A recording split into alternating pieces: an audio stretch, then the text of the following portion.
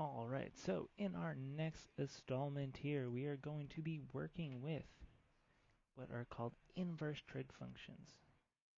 Major concept besides inverse trig functions is as opposed to allowing us to go about finding side values, we're going to use inverse trig functions or the opposite steps to go ahead and find that angle value. Just like in our previous lesson where we were comparing the values of different sides, or for instance in question number 2 from our try it out section where we had to end up using the Pythagorean theorem to go about finding one of our side values because we were missing our sine theta value, we're going to be able to use inverse functions on a calculator to generate that angle measurement. So in our first question here, or our first section here, we're being shown a trigonometric table. The idea here of these values on the right side, this is essentially if inside of a calculator you were to hit the sine button and say sine angle 25, so instead of sine theta we're doing a specific angle value of sine 25, we can generate these values here. Now, you're not supposed to remember this charts, but back in the day, before calculators were accessible, before we had vacuum tubes and the like, particularly after World War II, kids had to memorize these charts or at least have them written down. Almost like today in your Regents exams, you have different equations provided for you, or like specifically like in chemistry class with Miss Henry or in physics class, you have a nice little manual of equations. This would be something that people would have like taped to their desk. But today, calculators are nice and cheap comparably. So these charts here are something that you can use as a reference, especially if you don't want to use a calculator all the time and you just want to have something just printed out already, but most likely a calculator is going to be considerably easier for you. One thing that's helpful here is its means of maybe checking your work in theory. This first question here is asking us if we were to set up an equation of either sine, cosine, or tangent, what would be the best way of finding angle A? The methodology here, if we want to find angle A, essentially, is we want to see if we're doing our theta of angle A, what are we going to quantify, or what are we going to call these sides? If you remember back before, here we're going to have our opposite side, and here we're going to have our adjacent side. Therefore, what we're going to want to do is look and use our tangent. Okay, so our next step here, if we were doing tan A, that would be equivalent to the value of 20 over 41. If we were to go ahead and solve for 20 over 41, 20 over 41 is equal to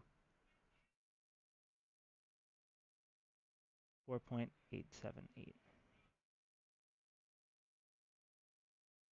If we go ahead and now look at our chart, 4.877, 4.878 is going to be about 26 degrees. So we can say that the value of angle A is equal to 26. Not too bad, pretty cool. Alright, so what we're able to do is use a calculator and use a function called the inverse function. If we're to open up a calculator, say like an iPhone for instance, and we have our orientation lock turned off and we flip it over, we have what's called our scientific calculator.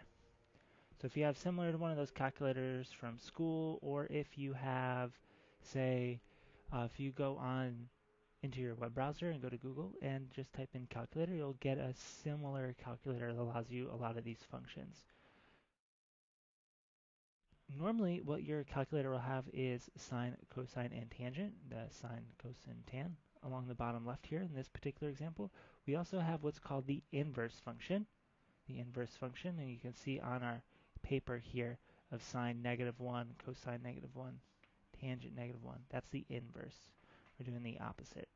To access that, normally you have to hit the second button, and you'll see on the bottom here, sine and cosine are switching. But if I hit my second button, I have tan -1. So depending upon the type of calculator you're going to use, you're going to do this sequence in one of two ways. So for your practice today, you're going to have a little bit of a section where you're going to be using your calculator, either on a web browser, on your phone, or a physical calculator, and you're going to kind of go back and forth and see the methodology of how your calculator specifically functions.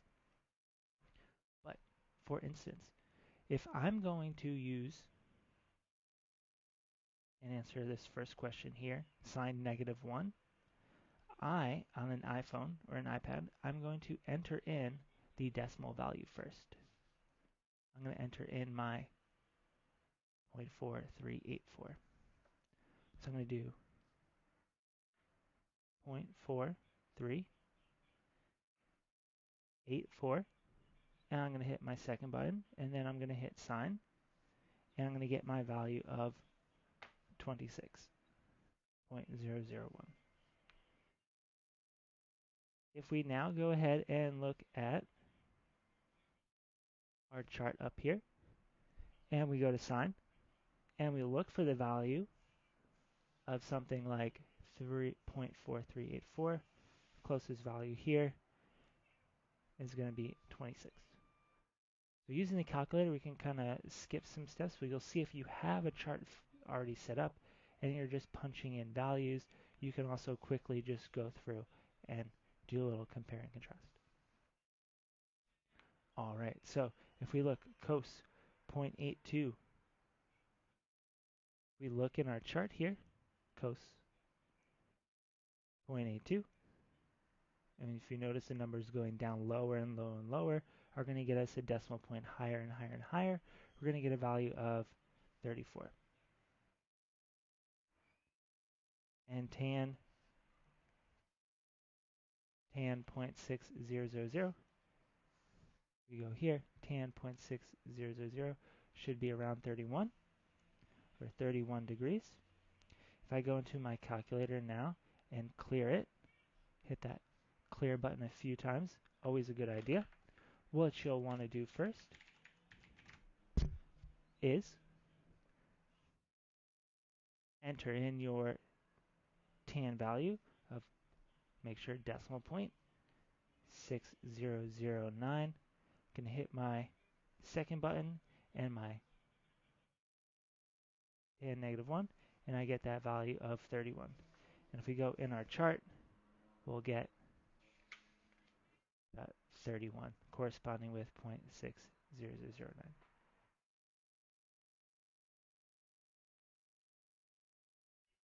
All right, so let's take a look here. In our next section, our question is, what do you think is the purpose of an inverse trigonometric function? What I want you to do is take a few seconds and answer that question. All right, so the general idea behind using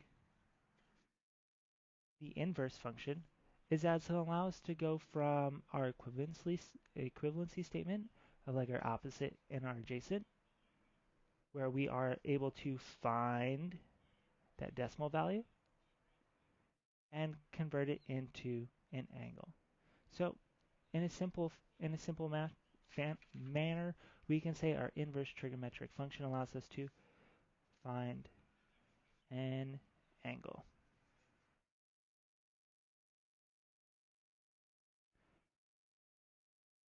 Okay, so let's do a little bit of practice here. And just a reminder, this lesson is going to be a little bit shorter than our previous one. So our first question here, we have to solve for angle theta, and we want to go to the nearest tenth of a degree.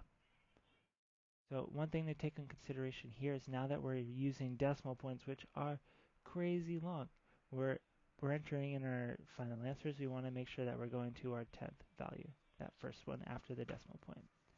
remember, it's 10, hundreds, thousands, 10,000, so on and so forth. So in this particular question, we have our tangent. Let's go ahead first and start to label our sides. 15 centimeters is going to be our hypotenuse. This here is going to be our opposite, and here is going to be our adjacent. All right, so we want to think, SOHCAHTOA, which one of these is going to allow us to work with an adjacent and a hypotenuse? If you select it, cosine, you are definitely correct. Cosine is when we have our adjacent over our hypotenuse, or our cos. To set up an equation here, we're going to say that cosine theta is going to be equal to our adjacent over our hypotenuse.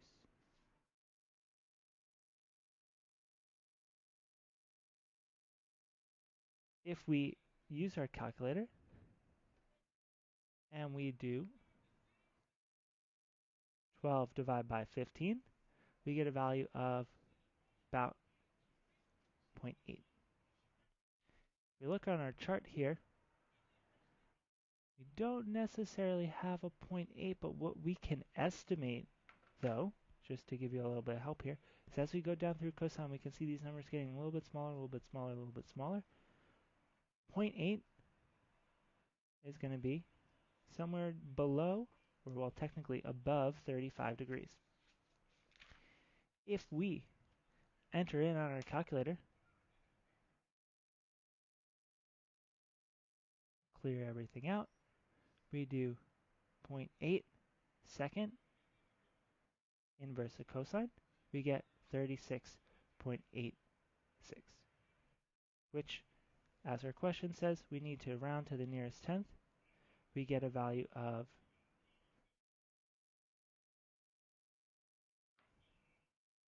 36.9. The way that you would express this or show your work on a piece of paper is we're going to write it down similar to as we would on a calculator. Our answer of 26 is going to be equal to the inverse of cosine, -1, over 12 over 15, or that 0.8 that we stated. So if you have a nice scientific calculator, like one of those Texas Instruments ones, you can even go ahead and just use your parentheses capability in your equation to go ahead and skip the step of finding your 0.8, which is pretty cool. Okay, so let's take a look at our next one here. Number 2. We have our reference theta. 24 is going to be our hypotenuse. Our 11 centimeters is going to be our adjacent, because this is the one that's going to connect us to our 90 here. And this is going to be our opposite. Okay, let's take a look. So, once again, we have adjacent and a hypotenuse. We're going to use our cosine feature to solve for a missing angle. Cosine theta is equal to 11 over 24. If we enter 11 over 24 in our calculator, we get a value of 4.583 repeating. If we now use our second button and do our inverse of cosine, we get a final 62.72. And if we're going to be entering in our 10th place, we get a final answer of 62.7. If we want to write that out in terms of what it looks like, we're to show our work, we're going to do theta, or angle, is equal to inverse of cosine of 11 over 24. Or, once again, you can just do 0.4583 repeating.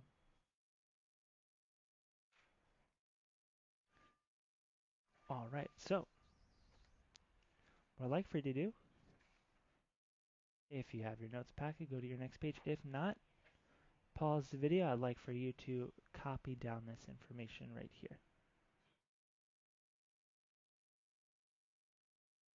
Okay, so section 3. We're going to find the values of each missing angle and each side. So we've come a long way since the beginning of this particular unit where we used Pythagorean theorem, where we knew we had to have at least 2 of our sides. We knew we needed a right triangle. Now we're going to go from having just one side, one angle, and a right angle, and we're going to be able to go around and solve for everything, essentially, which is pretty cool.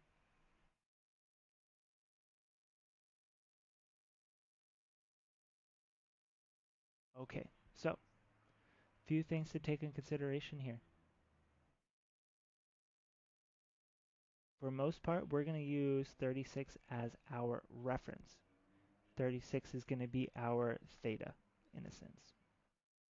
Then we're going to work our way around, almost like we're doing one of those angle questions. So let's try and find first angle, see here. MN we can fill in as 28, right? We don't have a value for MP, so let's find that one first. We'll call that one X. Alright, so in this particular example, if we're going to find the value of MP, we are going to have to think here. Here we have our hypotenuse, here we have our adjacent side, and this is going to be our opposite side, right? If we want to find our opposite side and we do have a value for our adjacent, that means we're going to be using, for MP, we're going to use our tan.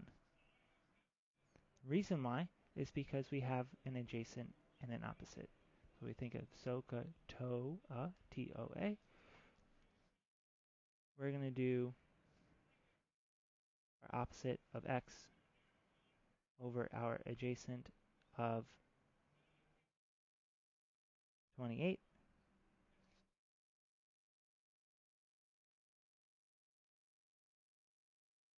And that's going to be equivalent to tan 36.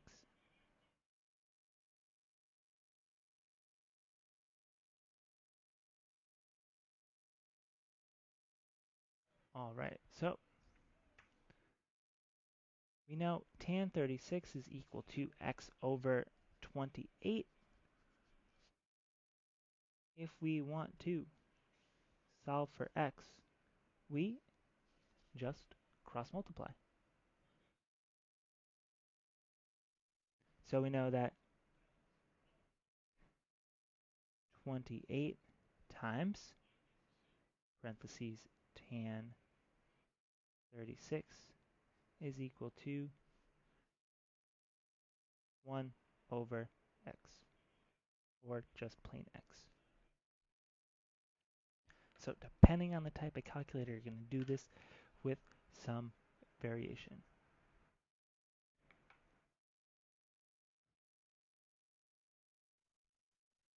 All right, so what I'm going to do is first on my iPhone, and you can set this up as you will. But on an iPhone, first we enter in the number after tan, so we're going to do 36 tan, which gives us this nice long decimal point, and then I'm going to multiply it times 28, and that's going to give me a value of 20.3. Nearest tenth, 20.3 is equal to X, or what we were calling PM, or MP.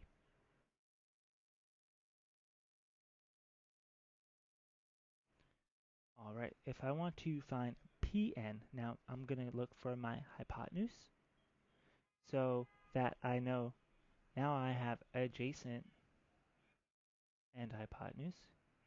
What type of formula am I going to use? If we think about SOHCAHTOA, C-A-H, cosine is going to allow us to find Pn. Let's call this variable, we can use h. So cosine 36 is going to be equal to SOHCAHTOA, our adjacent, over our hypotenuse. We go ahead and cross multiply. We're going to have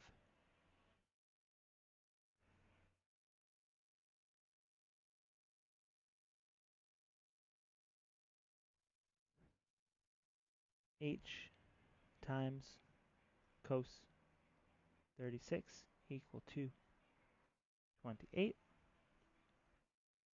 So what we're going to go ahead and do is find our value of cos 36. I'm going to enter in 36 cosine. I'm going to get my 0.809. We'll go to the fourth. H times 0.8090 is equal to 28. And now we're just going to carry that value over, dividing it on both sides.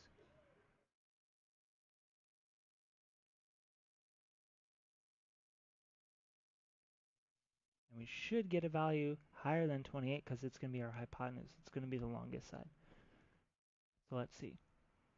Do 28 divided by 0.8090, and we get 34.61. Pretty cool. So Pn is going to be 34.6.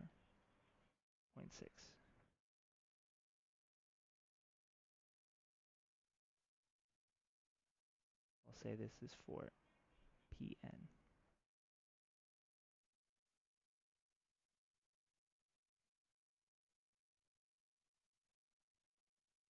Alright, so now we have the value of all of our sides. Let's make sure everything's labeled. So we'll say this side's going to be 34.6. And we'll say this is 20.3. Alright, so now we're essentially going to be using our inverse function to find the rest of our answers. Inverse function allows us to find our angles. Our normal function allows us to find the length of our sides. So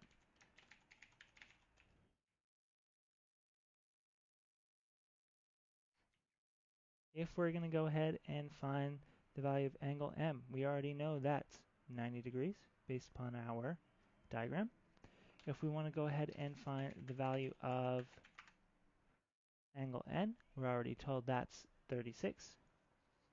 We can use another inverse function to find angle P, but we can also just say that angle P is our missing angle in our triangle sum theory. So we can say 180 minus 90 minus 36, and that's going to be 54.